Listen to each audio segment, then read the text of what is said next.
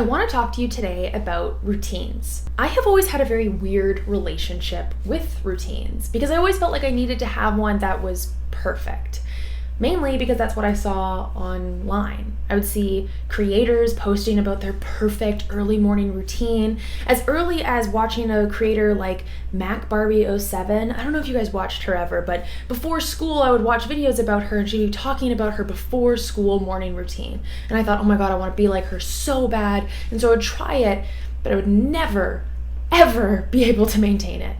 Pretty much my whole life, I have gone through this cycle of wanting to have the perfect routine, watching an influencer or a creator or a YouTuber showing me what I think is a perfect routine, me then feeling motivated and doing it for a single day, maybe sometimes 2 days, and then never doing it again. And I always thought that was because I was broken. I was messed up. There was something wrong with me. And as I found out more things about myself, such as the fact that I've lived with depression, anxiety, I have ADHD, I'm autistic, there are many reasons that routines are a challenge for me. My autistic brain wants a routine really bad. My ADHD brain, however, requires motivation, dopamine, and interest to do something. And I'm gonna be honest, there are certain days when I wake up and I don't want to do anything. Even the thought of brushing my teeth in the morning can feel like too much.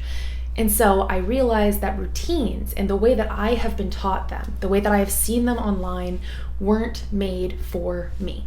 But the thing is that there wasn't really anything out there for someone like me. I didn't know how to even begin understanding how to create a routine for myself. And it wasn't until 2 years ago when I started deep diving into my ADHD to understand how to create routines that work every day, consistently, something that I can stick with.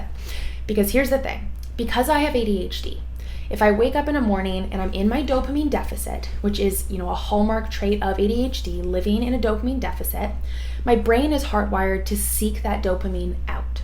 But if I'm waking up in a state where I feel low energy, maybe I feel a little depressed that day, maybe I'm not excited about the tasks that I have to do that day, and so I'd rather just stay in bed and do nothing, my brain might go to, okay, well, I'm just gonna scroll on my phone then. Because that gives me dopamine and that feels good, but it's not part of a routine that I have built. When I was really depressed, when I was in my lowest moments, I would stay in bed all morning until 10 minutes before I had to start work. And I would very quickly put clothes on and I would get in front of my computer. And I had no routine whatsoever. And that was reflected in how I felt every single day. I felt like shit. I felt awful. But in my head, that was just a problem with me. And it wasn't something that was going to change because routines aren't meant for me. So I guess that's just how I live. Until I started to do the work.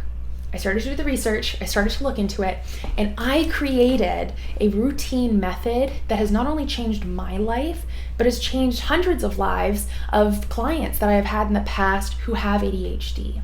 This method of routines is designed for neurodivergent people who do not have the same energy level every single day. I call it the Honeyman Method. Fancy. And I'm really excited to share it with you today. The Honeyman Method is built off of the basis of ADHD and my neurodivergence, which is that I will wake up and feel minimum energy some days, where I don't want to do anything at all, but I'd still like to be able to hold a routine on these days that is, realistic. And on a minimum energy day, it's not realistic for me to do everything I want to do. But there are also days, like on the weekend, when I have so much energy and I want to put it all into my routine in the morning. And that contrast of how I wake up on different days needs to be reflected in a routine. So here's how it works. The first part of my routine, I build out based on my highest energy days. I imagine a day where I have so much energy and all I want to do is all of my routine things. These days don't show up always, but I call this my ideal morning routine. The ideal morning routine is designed for a day that you are high energy and that you have motivation to put into your morning routine. I put down everything I would like to achieve in that morning routine. For myself, my ideal morning routine looks like this. I wake up and I immediately go to the bathroom where my phone is charging. I then brush my teeth, I wash my face, I do all of the things in the bathroom that I need to do, and then I will immediately go and take my dog for a walk. On an ideal day, I'm going for like 45 minutes to an hour.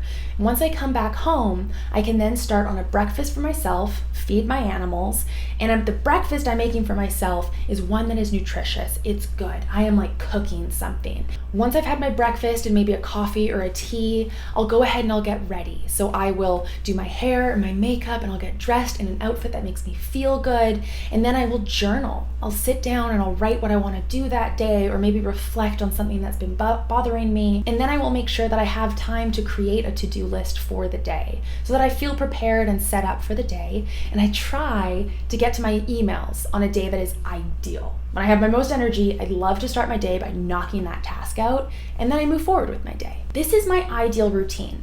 Do I do this very frequently? No.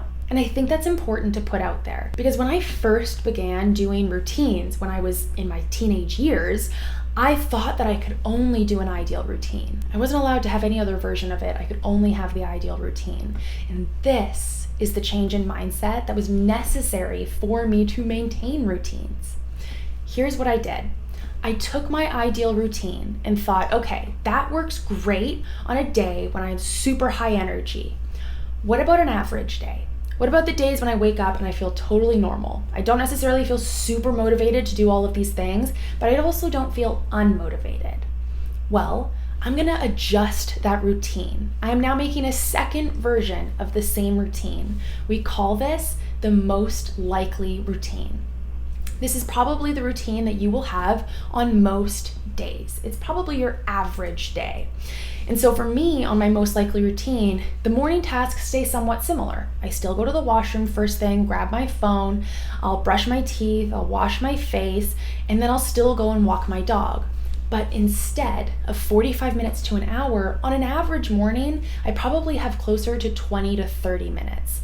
So I adjust. That's my goal for my average day. Then I'll come back and I'll make myself breakfast, but on an average day, I do not have the energy necessarily to make like a gourmet meal. So I adjust my expectation. On the average morning routine, in my most likely morning routine, I am having a breakfast, but it doesn't have to be over the top. It doesn't have to be crazy. It can be realistic. Something like avocado toast feels way easier to me than making bacon, eggs, and hash browns and doing the whole thing. The next piece is I will go and get ready. I'll do my hair and makeup as usual, but maybe I don't put as much time or effort into it. I actually have really curly hair, and so straightening it takes a long time. So on an average day, maybe I just put my hair in easier curls, or maybe I just do my bangs and I put the rest back, and that feels easier to me. Then I'll maybe not do my journaling. And maybe I don't plan out my entire day, and maybe I don't get to my emails, because all of those things require me to have really high motivation to get to. And so if I don't get to it, that's okay, because this is my most likely routine. So you'll see I have adjusted my ideal routine to fit into a most likely routine. It is the same routine, but reduced to be more realistic based on my energy levels. Now here's the fun part. There is one more routine, and we call this the minimum routine. These are the days when I wake up and I feel like ass. I don't want to get moving, I'm completely unmotivated, and I'd rather stay in bed. And so the minimum routine is designed for days like this, where I can still feel like I am doing the minimum on my routine and I'm still keeping up with the habit, but I'm not expecting myself to do something crazy like the ideal routine. So for me, my minimum routine still includes the bathroom tasks. Because I'm in there, I will do them anyways. But maybe on a minimum day, depending on how I'm feeling, I'll either walk my dog around the fast loop around my house, which is maybe 10 minutes, or I will let him out in the backyard, he will play by himself, and I'll decide to walk him later in the day. For food on a minimum day, I'm talking as easy as possible. Something microwavable is ideal, or having something that's quick to grab, or something like cereal, where I have to put no energy or effort in, and I can really just grab and go. And then for getting ready, I don't expect myself to do anything crazy. Sometimes I stay in my pajamas on a day where I don't feel very good, or I put my hair in a ponytail and put a hat on. That's a minimum day for me, and that's totally fine. And I have learned to accept the fact that my energy levels being different is not a bad thing. I simply need to work with it, not against it. This was genuinely life-changing for me because I now hold a routine every single day, and I stopped making myself feel guilty on the days when I was in a minimum state. Now, my routine, the one I've explained to you, will look different than yours, and so I suggest you sit down, start with the ideal, and then cut down again. I will say for the minimum routine, some of my clients, when I worked with them directly, we had to really make it bare bones. If you are a person on your minimum day where you feel like you can almost do nothing, my suggestion to you is to make your minimum fueling yourself. Have breakfast, something easy, something quick, but if all you do in the morning is give yourself fuel, that's a success. That's a win. That can be your minimum routine. I would love for that to be your baseline, because now you're going from having this big expectation of, well, I have to do this and I have to do this and I have to do this. Nope. All you have to do is feed yourself. And it can be something small. It can be something easy.